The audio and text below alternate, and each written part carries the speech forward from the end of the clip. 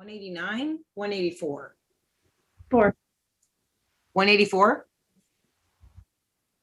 Okay, well, I was making sure. Episode 184 of Comedians Interviewing Musicians. My dog bailed very early. She was up in my lap, ready to co-host with me, and she said no. It's me, Becky Jo Deal. I'm here flying solo tonight. Kim Stacy doesn't have internet because she's moving. So it's just me, and we are joined by the lovely and talented Emily Shirley, ladies and gentlemen. Thank you so much for joining us, Emily. We really appreciate it. I'm happy to be here. Thanks for having me.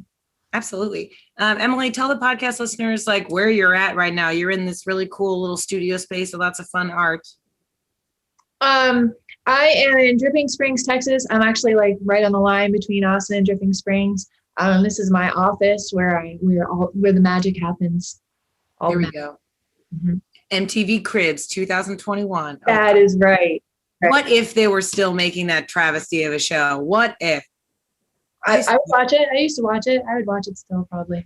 Oh yeah, I remember one time, I think it was, they went to the Bloodhound Gang's house, and it was this like really trashy split level ranch in the middle of nowhere, somewhere in the Midwest, like upper Midwest. And I remember thinking like, these men are on MTV and they're still all sharing a house with like that putt golf green fake grass carpeting in the basement. I'm like, damn, apparently music industry is not worth what I thought it was. Mercy, please. Mercy's, I don't know if the podcast listeners, my dog is screaming in agreement. Can we not? She also saw that episode. Yeah, she was like, my carpet was a travesty. Thanks so much to our, Douglas Hodges just commented 3 service dog emojis. So I don't know what that means, but I'm here for it. Thank you, Douglas Hodges. I didn't know there was a service dog emoji until right now. I feel that's the emoji. Okay, we always pick an emoji for our guests to select for their Venmo tipping. If you have a good time tonight and you want to tip Miss Emily Shirley, you can go to Emily-Shirley-5. That's SHIRLEY on Venmo, or eShirley@gmail, and that's on PayPal. If you want to tip Emily, be sure to use the music firsthand fist bump and the service dog emoji. Or it's just too good. I didn't know. Look at his little harness. He's so sweet. He's ready to help save some people. So use the service dog emoji or the snail or the dinosaur. Either one works. If you don't have the service dog emoji, update your phone. That's too cute. We'd like to thank our patrons and sponsors, without which we could not do the show. Also, to anyone tuning in tonight on Facebook Live, we appreciate you joining us. Please consider liking and subscribing to our show. We have hundreds of awesome episodes filled with undoubtedly a musician that you know and love. So check our stuff out and go to CIMP.LIVE to support us on Patreon. I thought it was another service dog emoji thing. Nope, it's just Chris commenting on the live feed. Support Emily Shirley on Venmo and on PayPal. The usernames are pinned in the comments, so head on down there. Emily, I know you wrote a song about essential workers and nurses during the quarantine, but what else did you get into? Like, tell us a little bit about your isolation and the last year and some change with you and your family. Well, it wasn't so isolating because there's 4 of us here. Two guinea pigs, a dog, 3 cats. There was a hamster. So there was a hamster. There always was a hamster, Chris. They don't live that long. Don't be insensitive. He actually had a pretty good life. He made it to almost 3 years, which is pretty for a hamster. And I probably had to go in the bathroom and like sob by myself.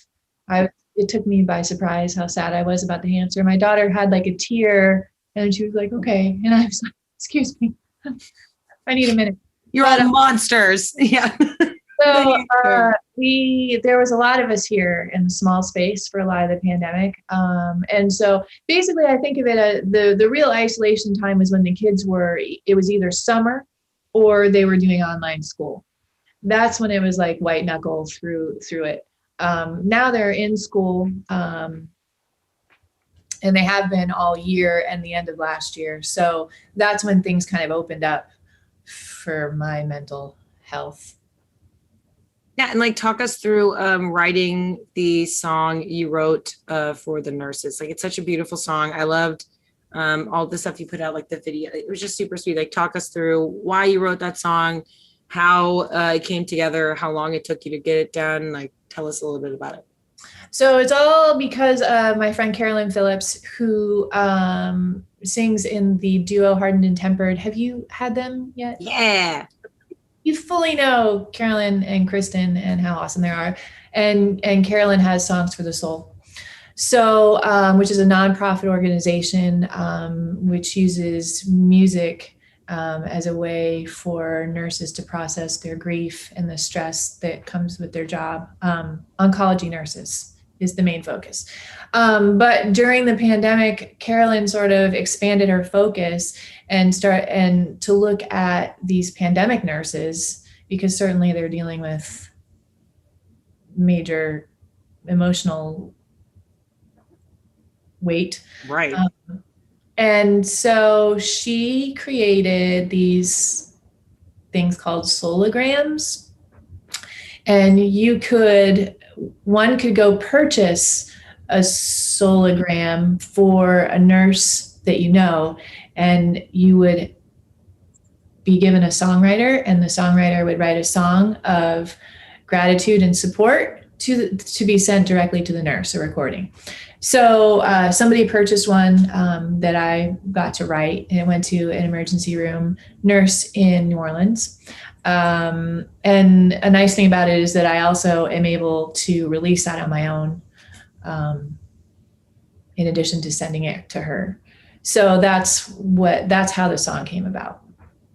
That's so beautiful. And honestly, the things that we all had to do to stay connected over the last couple of years, no one could possibly put into words what that means, but I'm sure that your efforts and your art like really do touch people on a daily basis. But thank you for extending your art to somebody who might have needed a little, musical pick me up at that moment. So yeah, I mean, it was an honor to be a part of it. I have to turn around and direct that gratitude to Carolyn, because it's really her program. But I've done stuff for Songs for the Soul too. It's just, it's always an honor to be a part of it. And now I think teachers probably need a song, but no, right? Yeah, I haven't written that one yet. Soon, we'll get back to the drawing board. Soon, yes. Carolyn will find another nonprofit to put up. We'll be fine. I know. I'm sure her ears are ringing right now.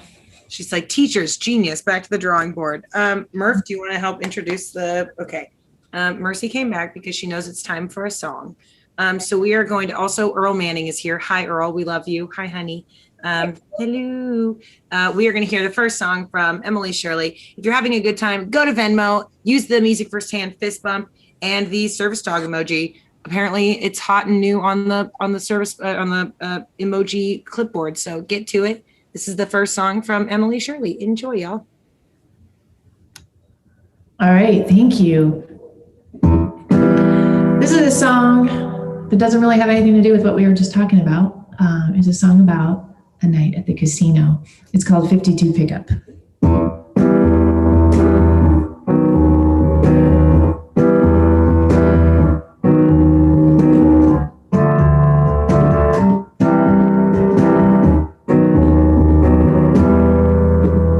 Place your bet on the line. Back it up on the come out roll, 'cause when you're standing at the table, oh, you drink for free as long as you're able. We're just stomping around. Yeah, the world's our playground, and when we're feeling lucky, oh, this is how we wind down. La, la,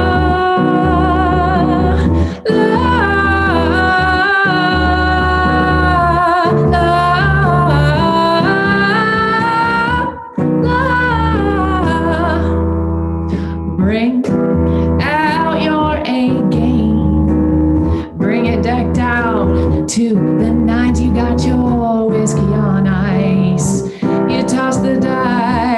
feel hot tonight.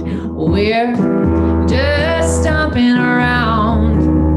Yeah, the world's our playground, and when we're feeling lucky, this is how we wind down. Here's looking at you, babe. Here's looking at me. Oh, here's looking at us and our possibilities. Oh, I'm so proud to be on your arm tonight. Oh, I'm so proud to be on your arm.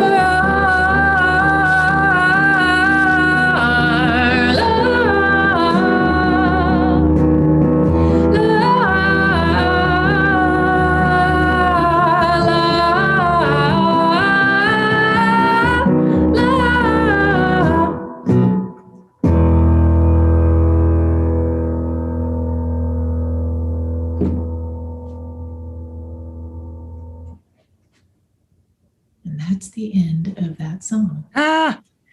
Welcome back to Comedians New Musicians. That was the lovely Emily Shirley. If you're just joining us, this is episode 184. I know numbers. And my name is Becky Jo Neal. We're joined by, Heather Miller says 3 claps on Facebook. Hi, Heather. Hi, Heather. We appreciate all y'all tuning in and watching the show. If you have any questions, shoot them down in the comments. I will ask Miss Emily. It's easy as that.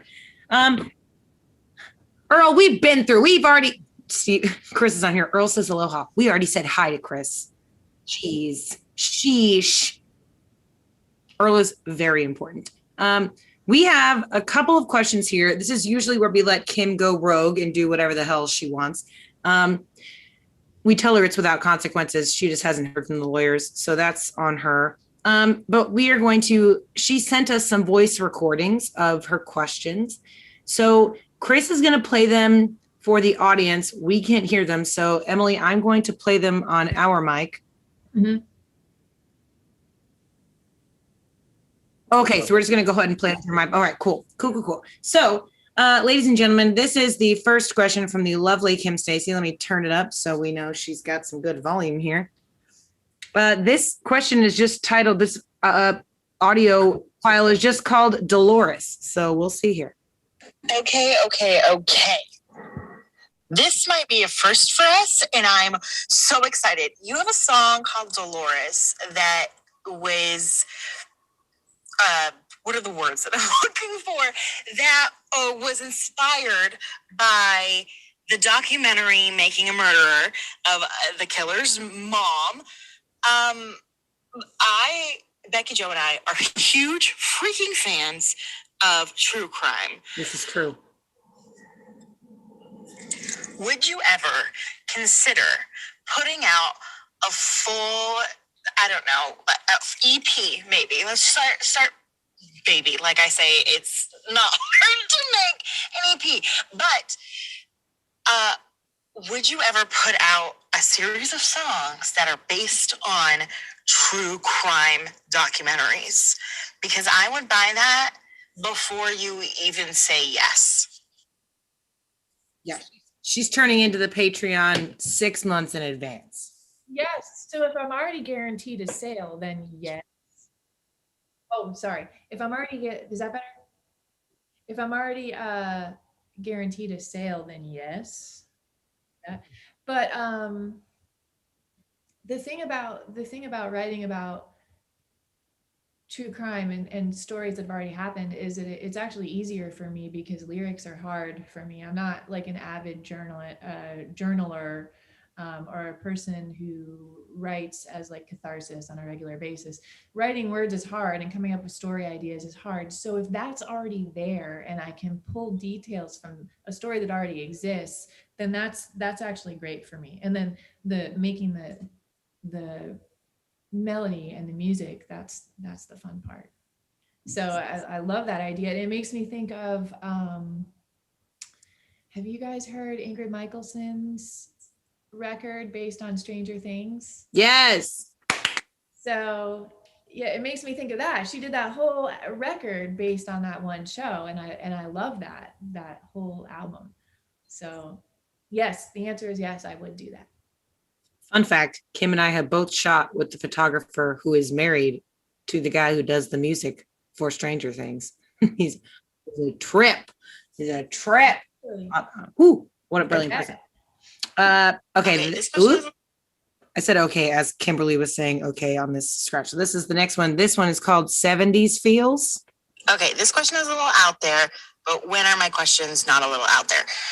So you have these amazing pictures of you sitting in this yellow chair in this, I want to say robe. I don't know, but it's like flowers and stunning, very 70s print. And you are looking stunning with your hair and makeup done. And it's giving me like the 70s, like kind of feminist mom. If you could go, so if you could go back in time and take your music into a different decade, what decade would you take your music to? So especially with these songs that you've recently put out, and you sang those with having these intense relationship songs and everything, and being so powerful as a freaking female musician and mother, what decade would you go and play your music? I don't know. Becky Joe, assistance? I feel like I said it. I don't know. Help, I'm poor. I don't know, Becky Jo, do you have anything to add? Oh, I think she said it all. I guess I know what she's saying. Like, what era would you go back because that era needed you? I think is what she means. Wow, that's a lot to. I know, right? The responsibility is all you, Emily. I don't know. Is there an era that needs me and my music? I don't know. Is there an era that doesn't need good feminist lyrics? No. Well, I guess the 50s come to mind straight away. Before, when women were a little more buttoned up, in all respects.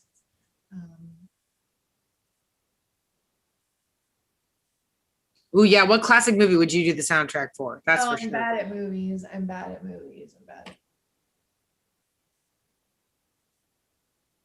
Oh, I could do that soundtrack. Can people hear you, Chris? Okay, good. An old movie that I could do the soundtrack to. Oh, man, I don't know.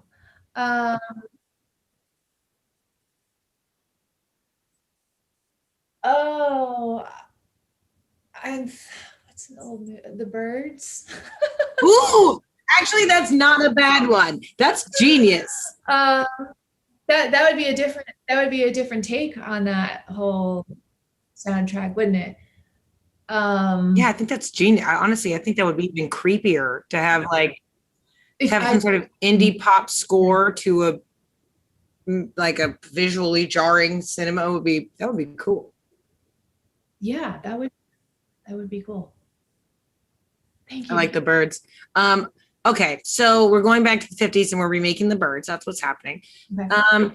Let's do this one called Halloween. We'll do this one. Your family is adorable and it kind of makes me sick, but like in the best of ways, like when you eat a lot of chocolate and you're like, oh, I feel really sick now, but you just ate some of the most delicious thing in the world. So it's kind of like that. I love that your eldest loves to dance. I am a self-proclaimed dancer as well. But what I really want to know is what is happening for Halloween? Because one year someone dressed as a unicorn and it was fantastic. And one year you dressed as a banana, and then there was a sumo wrestler. There's a lot going on. Please give us a teaser. Okay. Wow, you guys do your research. Yeah, Kim's a creep. Kim's a creep. Yeah, no, it's out there. I love it. So I'm actually secretly super bad at Halloween. I always wait to the last minute. And the banana is one of my all-time favorite costumes. That's one of my very favorites, but it is difficult to keep the top up. So I would love to reuse that, but I have to figure it out. So this year, I don't know what I'm doing yet. I'm looking at a waffle costume, which I don't know, maybe there's a theme, food theme. It's like a waffle on both sides. But I have a child, a 13-year-old daughter who's thinking about going with a group of friends as football players. And a younger child, she's 11, and she's talking about either Lilo and Stitch somehow or a Care Bear. She's got like a retro cartoon thing going. Yes. Yeah, and my husband, I don't know, the sumo wrestler is always a big hit, but we'll see. I love it. Yeah, Heather says waffle. Yes. Waffle, yes. And there's also like some good like witch costumes, which would be fun too, but a little more cliche, but would be fun too. Yeah, I don't know. Yeah, from 6 to 10, I think I demanded to be a witch every year. And my mom just like, okay, we'll get the costume out of the closet. You know where she is. Like, what are you going to do this year? Ooh, this year? I don't know, because I'm thinking, all right, Kim is talking to me. I thought about dressing my dog up as potentially, speaking of Stranger Things, I was thinking of making her like a neck thing so she looks like a demigorgon. Like making her a little thing. She's statistically very good with costumes. She doesn't mind to dress up, but I also dress up like 5 times a week for Esther's Follies. And I'm like, do I just my night off of costumes? Like, do I just showgirl mom my dog? Do I just do that? I wonder. I don't know. It'll come to me. I like, again, I used to love costumes and dressing up, and now I'm like, I do it all the time, and I'm like a grump about it, like some sort of weird I'm like the Grinch of Halloween or something. What's you could be the Grinch. It could be the Grinch. I'm gonna come to you in Esther Follies, by the way. I haven't been in like 10 years. You have to come. I would love to. And you just let me know. This goes for any listeners. If you want to come see the Follies, find me on Instagram, message me. I'll give you a promo code. You can get a BOGO code for checkout. Hit me up. This is the last Kimberly question. Then we're going to do a couple of songs and come back and play a little serial killer game. But this is the last of Kim's questions, y'all. Here we go. It's a minute and 6 seconds long. So buckle up, buttercups. So at ACL one year, you touched Father John Misty. First of all, how did he feel? Was he soft? Was he like surprisingly scratchy, but like in kind of like a pig way? Not like a bad pig. Let me backtrack. So pigs are awesome, and they have very, what is the brittle? No. The Becky Joe, you help here? They're filaments. Exactly. So they have that kind of hair, whatever Becky Joe said.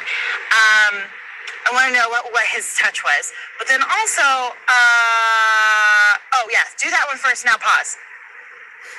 Velvet. Father John Misty's hand felt like velvet. Velvet. I bet. I would think he would be surprisingly scratchy, but I bet it like you pull back and it's just got this weird perfume and you're like, what? How strange. She smells like a hotel linen. All right, here's part 2. Long time. So I want to know, ACL's coming up. What are some tips? I know the world's different, but what is something that you would suggest? You know, what should we not miss? What should we do? What tacos are the best during ACL? That kind of stuff.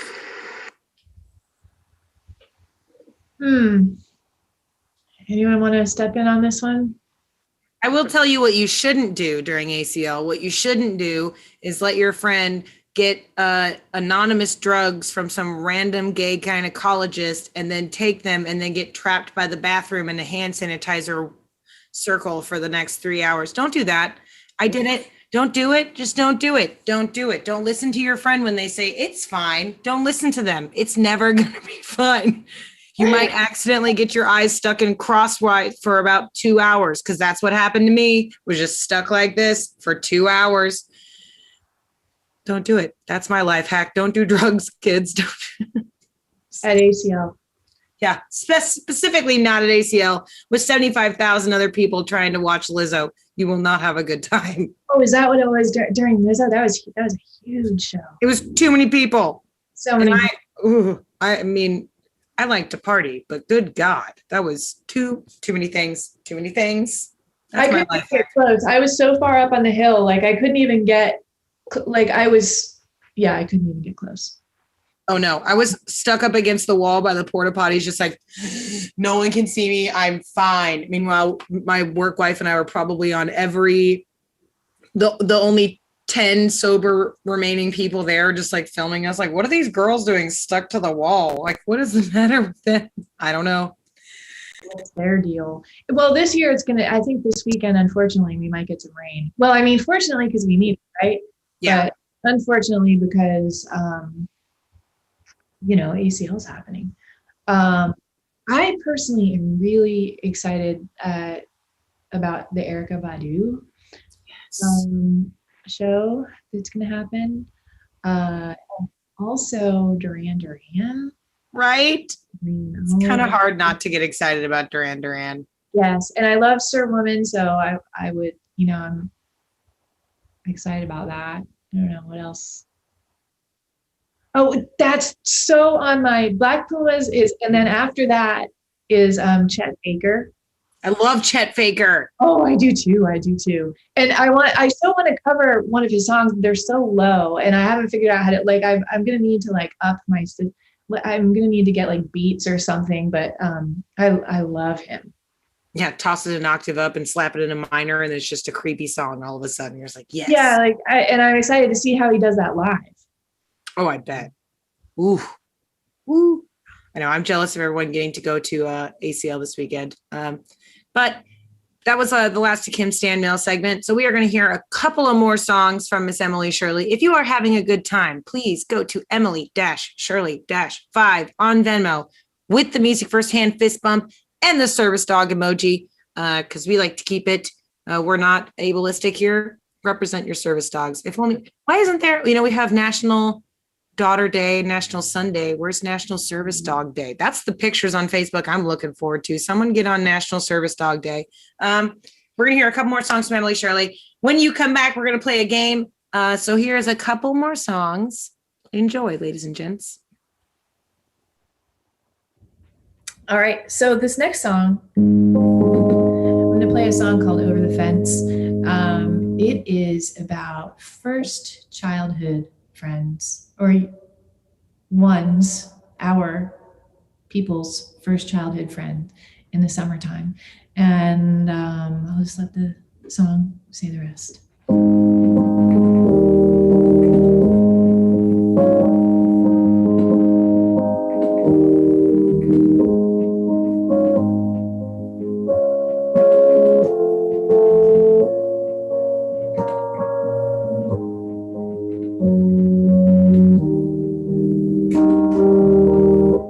When will I see you again?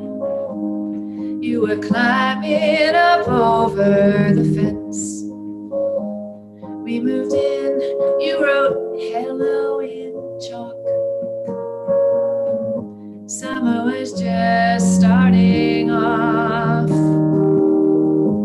We gathered bugs in a jar. We rode on our bikes like race cars. And at night we slept out on the porch. The moon lit the sky like a torch.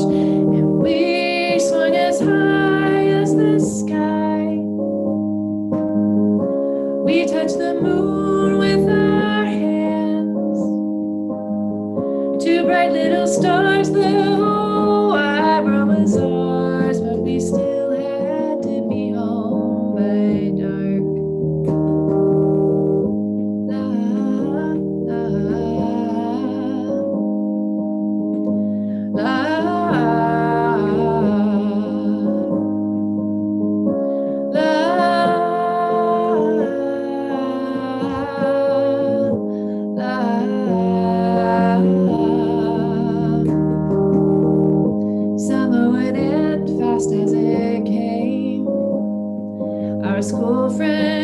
show us new games. Still you're there in my other bookend, a thread forever woven in. And we drew the roads on the map, the space where our hearts overlap. We were queens of the hood rule in the backyard and the woods. We were both 10 and life was good. We swung as high as the sky. We touched the moon with our hands. Two bright little stars, the whole wide world was ours, and we still had to be home by dark. When will I see you again? You were climbing up over the fence.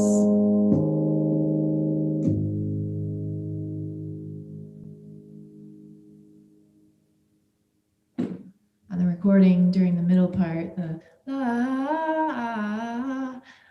I brought my girls into the studio and I had them sing that little part for me, which meant more to me than it did to them. It was like 3 years ago. They totally would not do that for me now. They're like too cool. The next song I'm going to play is called Survivors.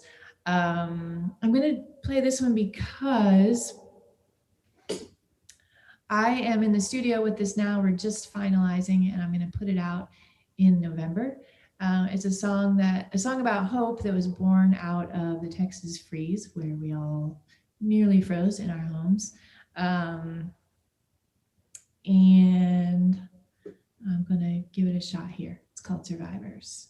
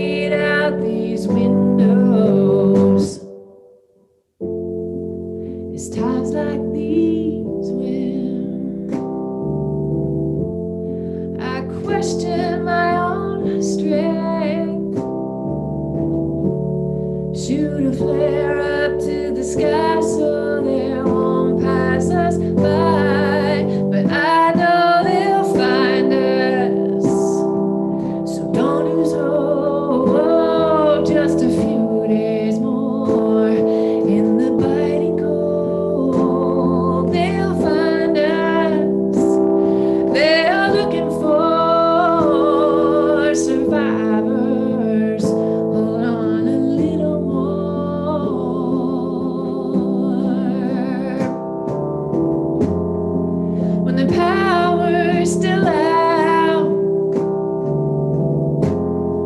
and you're screaming out loud.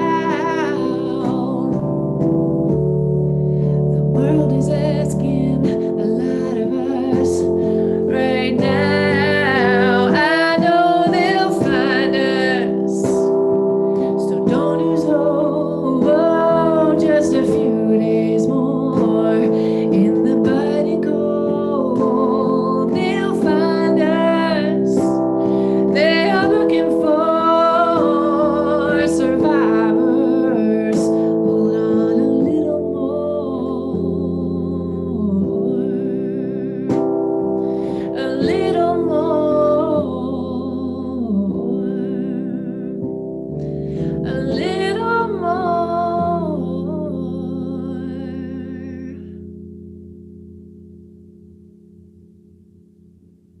Yay! Yay! Thank you so much, Emily, again for joining us on our show. We really appreciate you taking time out of your day to be here for us. Even when it's National Service Dog Month, I was joking about there being a day. It's National Service Dog Month.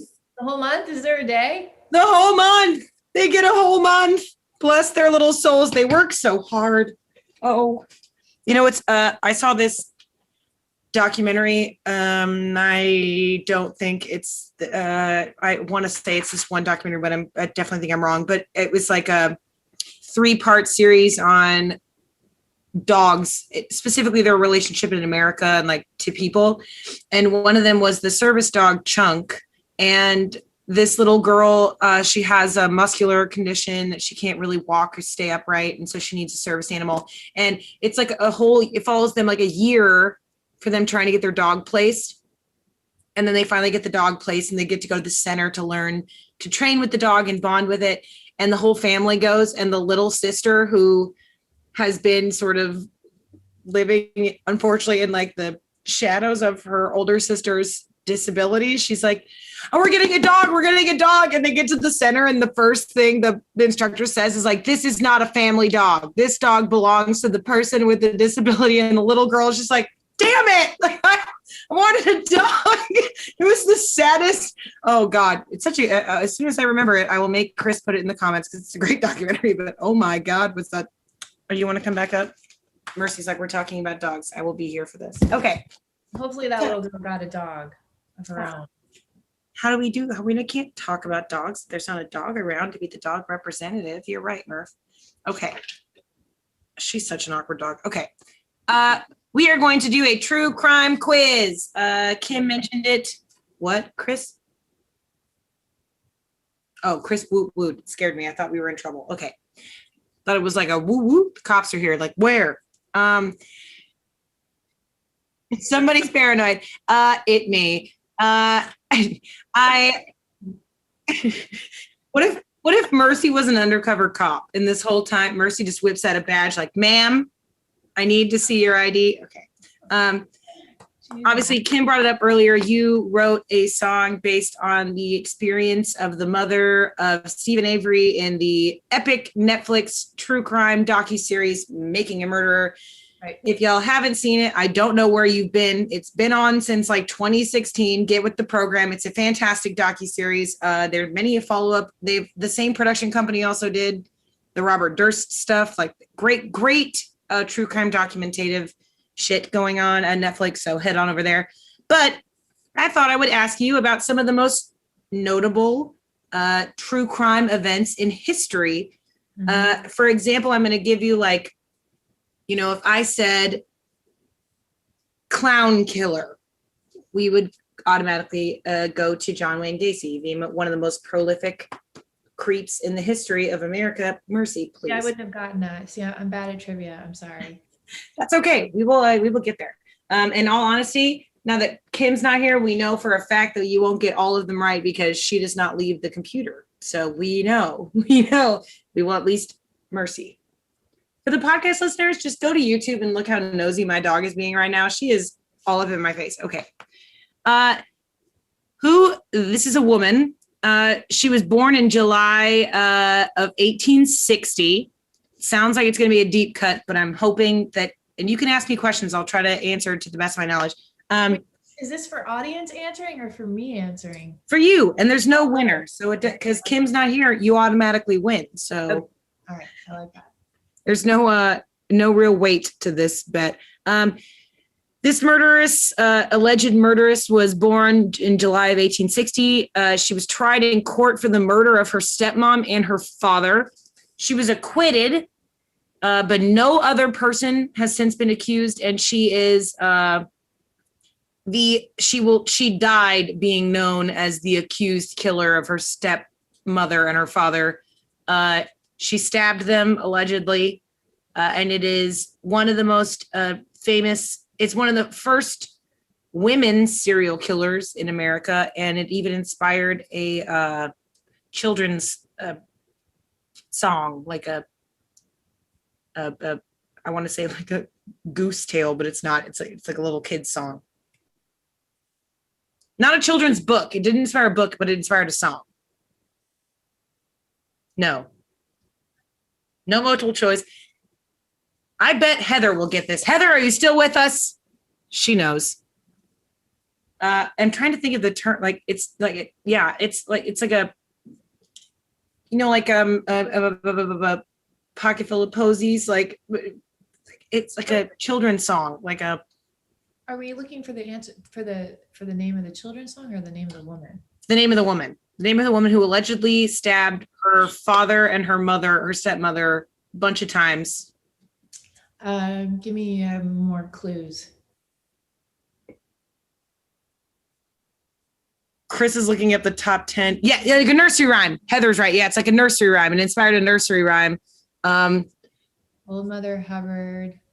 I will say that the numbers 40 and 41 have significant meaning. Meaning to what? To her name or to? To the children's nursery rhyme. It's in the nursery rhyme. It's also like a component of the murder. 40 and 41, 1860. The only people we know she killed or that she was accused of killing were her stepmother and her father. Also, I believe Christina Ricci played her in a movie. Let me double that it's Christina Ricci. Can I?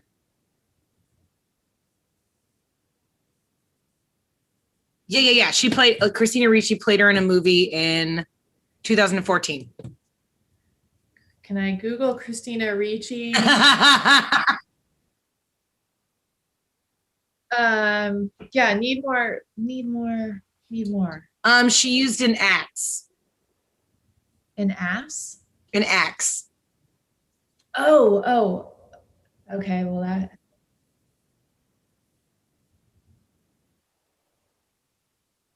And Chris thinks he found it.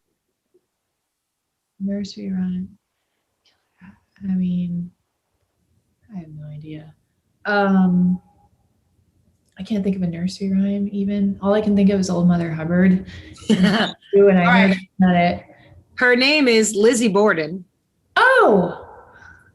And the nursery rhyme is Lizzie Borden took an axe, gave her father 40 whacks. When she saw what she had done, she gave her mother 41.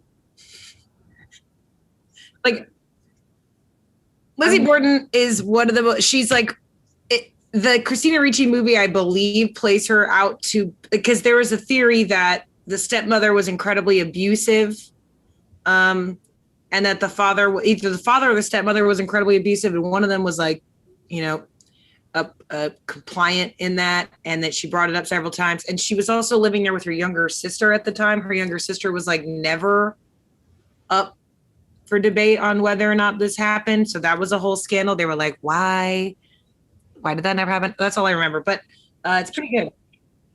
Yeah, she was acquitted. So like no one was ever charged for this murder, and the technically the murders are still open, but they never actually charged anyone else.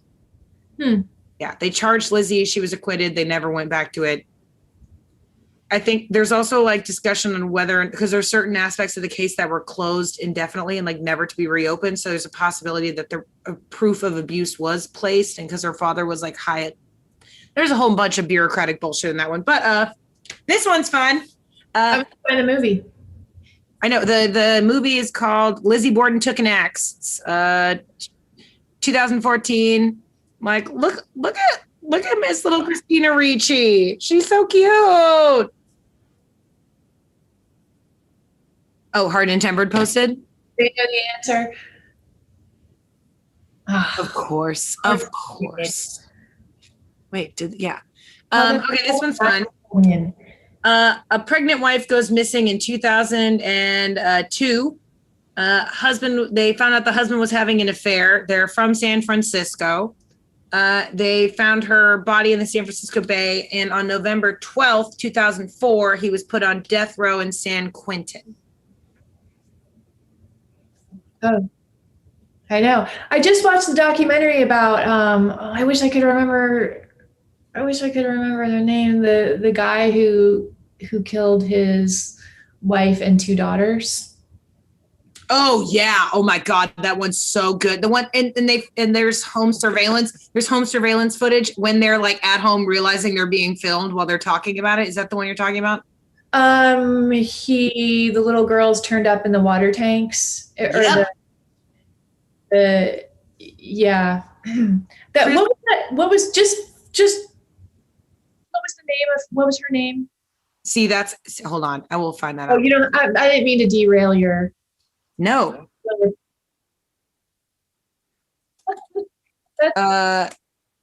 No, there's like, because there's a certain terminology for like, it's called a family annihilator.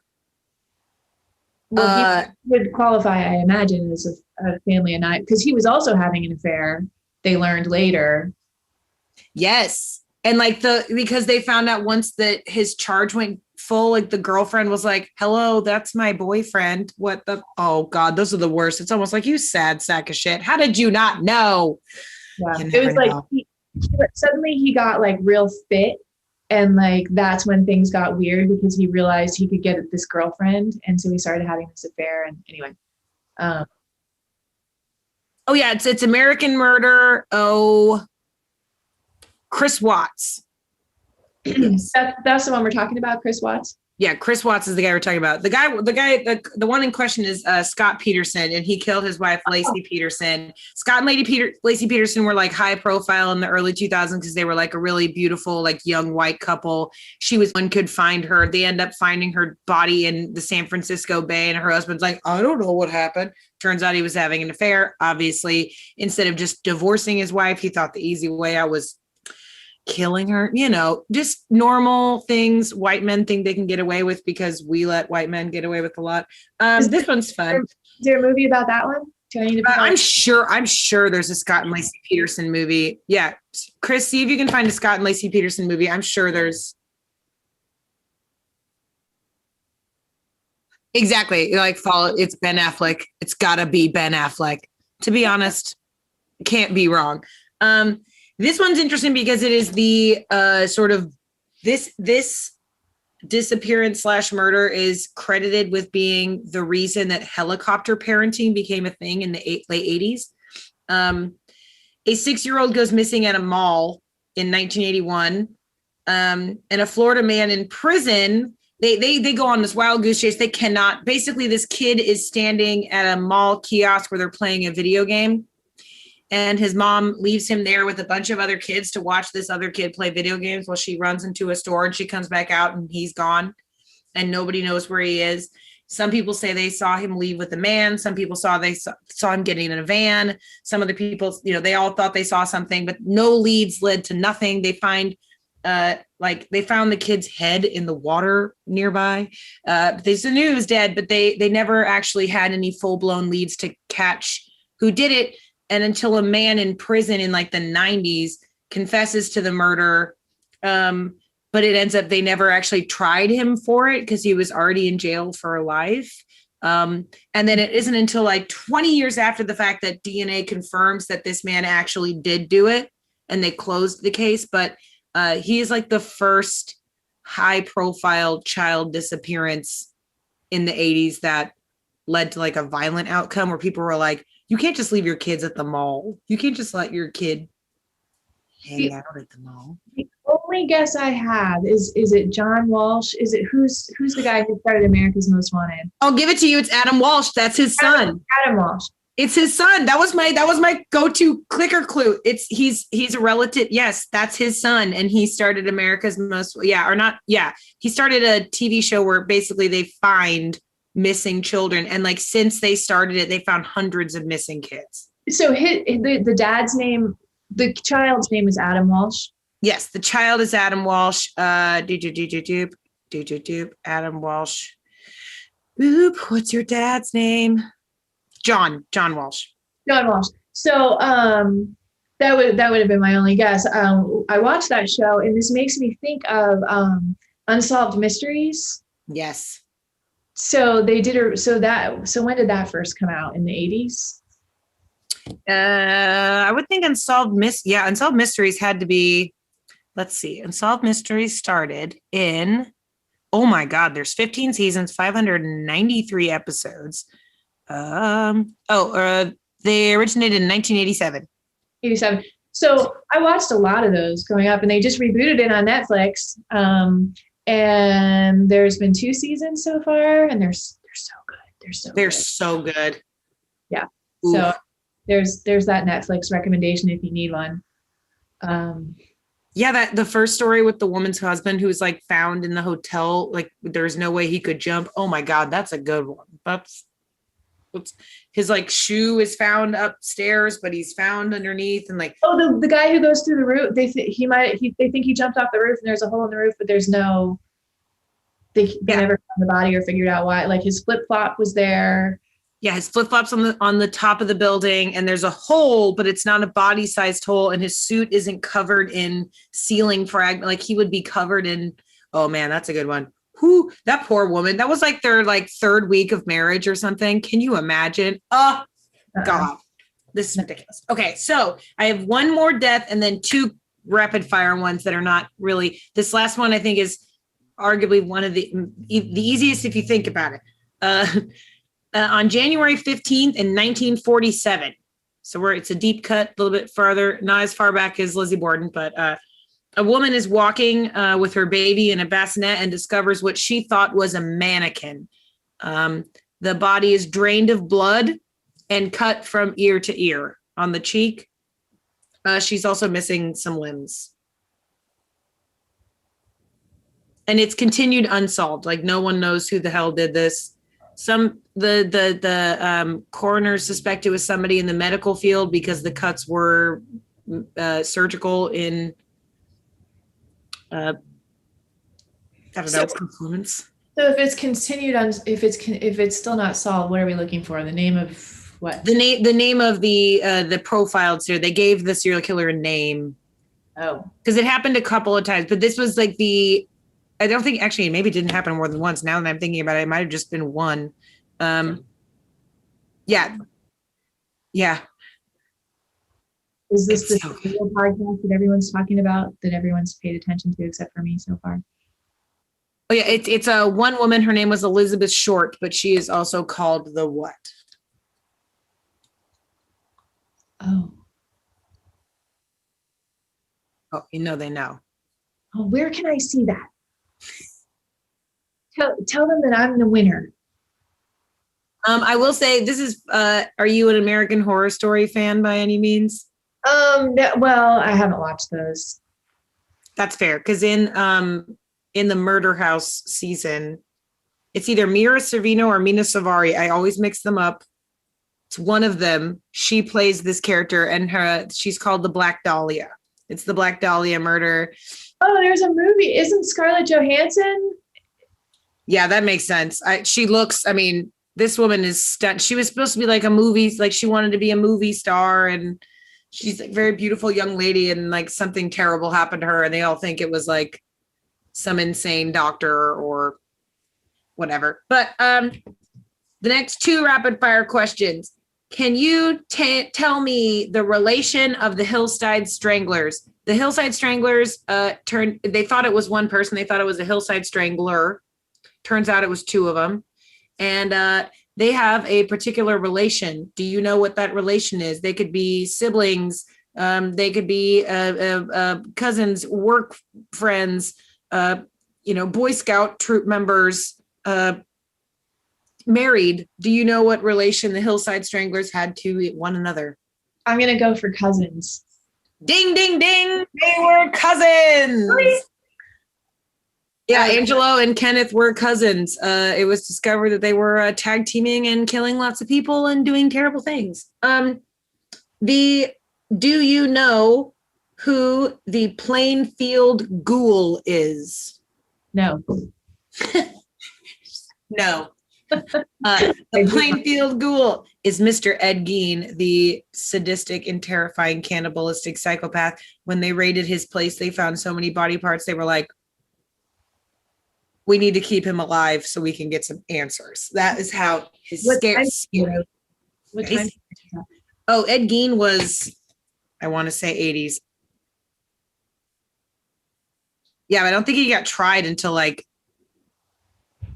oh yeah, he died. He was executed in 84. Yeah, he's called the grandfather of gore, the Ghoul of Plainfield, the Plainfield Butcher, and the Plainfield Ghoul. Because I'm just telling you, Wisconsin breeds cheese and serial killers. We know these things to be true. A lot of serial killers are from Wisconsin. Like, well, Stephen Avery is in Wisconsin, right? I'm not saying serial killer. That just happens to be where they are. It just happens to be where they're at. Just so you know, they're all serial killers. Don't go on tour in Wisconsin. So that was our serial killer game. Thank you so much, Emily, for playing.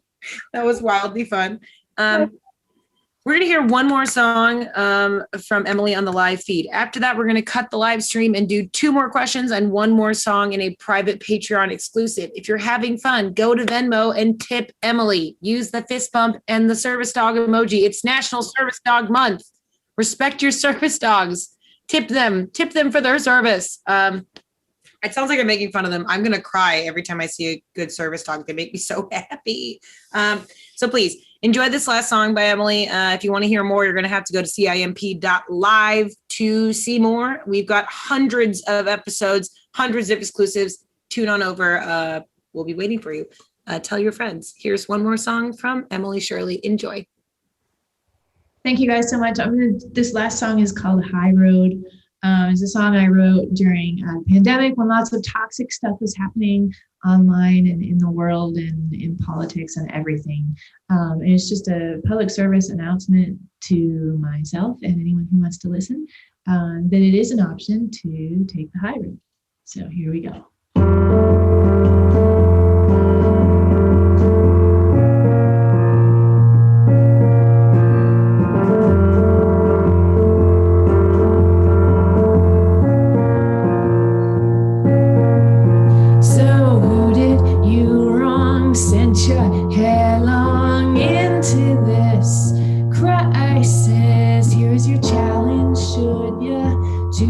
Accept it, point yourself in an upward direction. You gotta get out the map and lay it flat.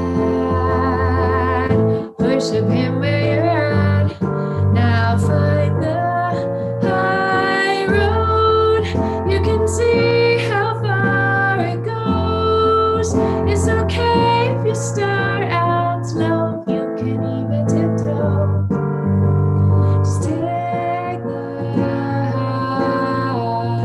road.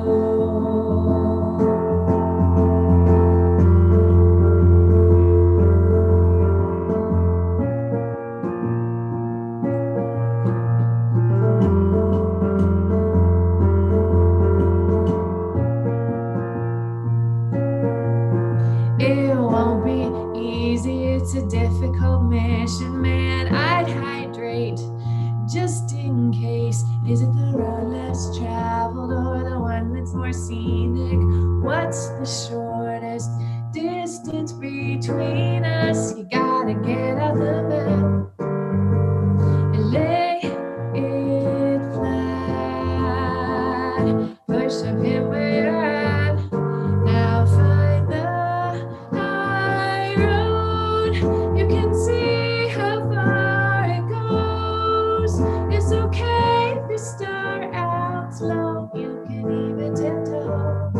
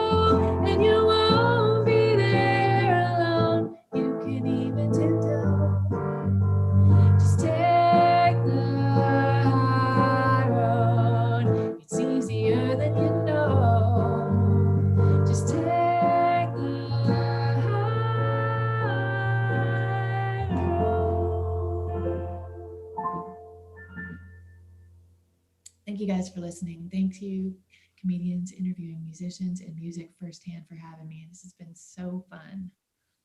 Have a good Oh one. my God. Thank you so much, Emily, for being a part of our show. And we can't wait to see you in real life. And where can people support you? Tell people your website, how they can buy your stuff, how they can, when they can see you next. I know you don't have, you said you don't have a lot of solo stuff coming up, or you do, or you have bands. Where can people see you? Okay, EmilyShirley.com, SHIRLEY.com, for any upcoming solo stuff. I just had a bunch of stuff in September. I think I have like an airport gig coming up in October for myself, and then something in November. At the moment, hopefully that increases. So if you book stuff and you're listening, hit me. I also play with the Bell Sounds in Austin, and you can find me around town playing with them, as well as Sister Golden Hair with Barbara Nesbitt and Wendy Colonna. We're going to be live streaming, I think, on October 12th, and I believe that's at 8 o'clock. And then we've got some other stuff coming up. Did I answer your question? You can find me on Instagram, @the_real_Emily Shirley. I love taking pictures, so there's like 5,000 things to look at there. And yeah, thank you. Oh, yeah. Well, please head on over to Venmo or PayPal to tip Emily and use the fist bump and the service dog emoji so that she knows you listened to this episode.